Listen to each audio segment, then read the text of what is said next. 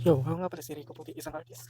Sa mga hindi pa nakapag-follow dyan, mag-follow na para at pindutin mo rin yung all notification para ma-update kung meron akong gumawa ng video na bago. Kaya ano pang hinihintay mo, mag-subscribe ka na at pindutin mo na yung all notification at pag nagawa mo na yun, ang gagawin mo na lang ay mag-like and pagkatapos mo na share mo rin itong video na to para ipamahagi mo rin itong videos na to.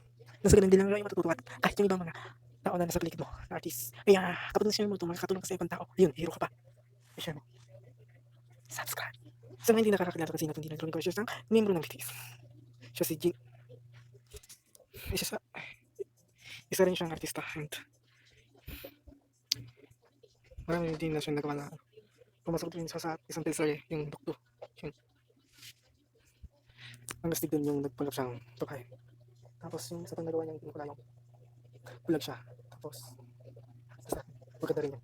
At isa pa akong movie na napanood, yung ano, Reincarnation. Di ko alam kung ano yung title.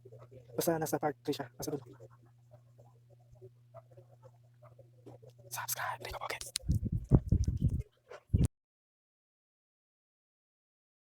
Subscribe.